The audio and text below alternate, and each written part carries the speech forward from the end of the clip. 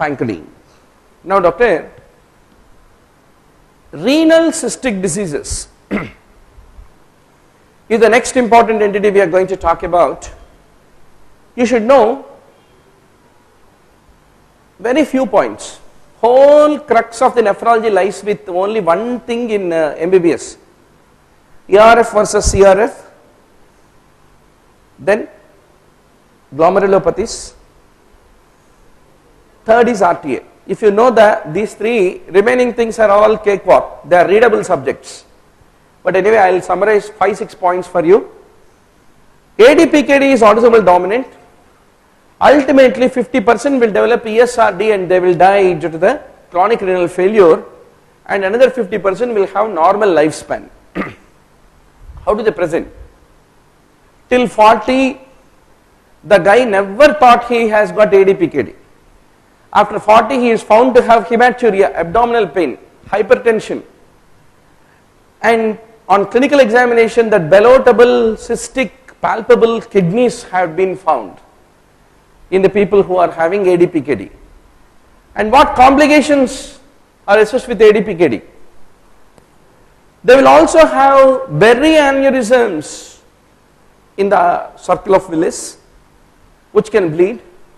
There can be infection into those cysts, renal failure, renal stones, and they can also have an associated MVP, mitral valve prolapse, and the cystic lesions not only kidney, liver, spleen, pancreas, brain, multiple locations.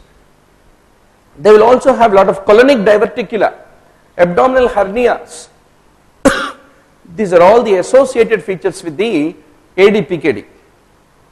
How to diagnose? Get an ultrasound, multiple cysts will appear on the kidney. CT scan and MRI will able to delineate the anatomy more properly. How do you treat? There is no cure. Drain the cysts, treat the infection, control the BP. That's the only thing that you can do. I can never forget one of our teacher and also one of our patients. He is the first cardiothoracic surgeon of Andhra Pradesh. He was hundreds of bypass surgeries in the beginning days of bypass surgery. So ultimately at the age of 52 he had been found to have ADPKD, ultimately ending in chronic kidney disease depending on dialysis and the death due to ESRD complications. So that's the reason, doctor, ADPKD is a very common entity in the community. It's not very rare, but if you are a pediatrician, pediatric nephrologist, you will come across autosomal recessive polycystic kidney disease. The next important entity is medullary sponge kidney disease, which you should not forget. There will be multiple cystic dilatations of the collecting ducts, which is the characteristic feature of the medullary sponge disease basically. They will have hematuria, UTI, nephrolithiasis, they are all the other complications.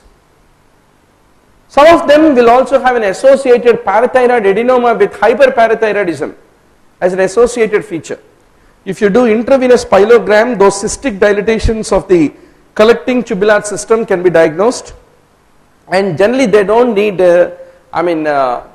they only need mainly symptomatic treatment of their nephrolithiasis, and their recurrent UTI should be managed. That is the main thing that need to be done in medullary sponge disease, is what need to be understood. Now doctor,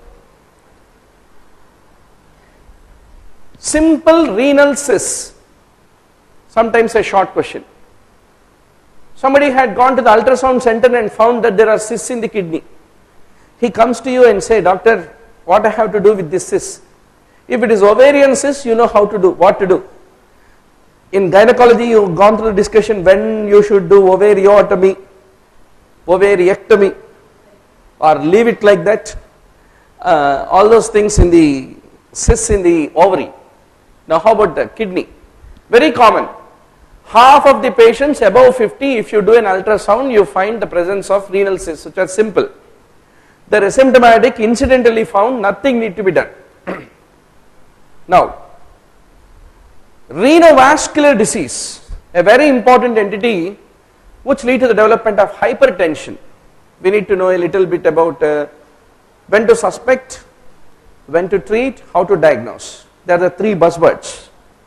Now doc, renal artery stenosis, when the renal artery is stenosed, that will decrease the blood flow to the juxtaglomerular apparatus, which will stimulate the renin-angiotensin system and that lead to excessive aldosterone production, which lead to retention of sodium and development of hypertension. It need to be remembered because one of the very common underlying cause for the development of secondary hypertension is renal artery stenosis.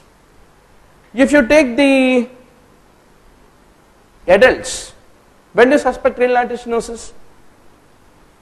58, 59 or 60-year-old individual first time developed hypertension. Do you think it is essential hypertension? No. Essential hypertension you will call it between 40 to 50 if you diagnose. Everybody will develop BP after becoming associate professor. But post retirement of the professor, on the retirement day he is discovered to have hypertension. What is the possible reason? The lipids in the professor have all gone and accumulated in the renal arteries, leading to stenosis, leading to renal artery stenosis. What is the other scenario where you will expect renal artery stenosis, doctor? Young, sweet looking assistant professor in biochemistry, just finished MD, came to make all the first year buddies get some elevated spirit to attend the class, and she is found to have hypertension in the laboratory, found to have hypertension on the, what is the common what you call laboratory experiment, checking BP in the first year physiology, you know, systolic, diastolic. So doctor, young female hypertension, possible reason is there is an entity called fibromuscular dysplasia, which we have studied, which can lead to development of renal artery stenosis. Is it okay? No problem. No, you want to check the okay, just 1 minute we will have a break, doctor, to correct the projector.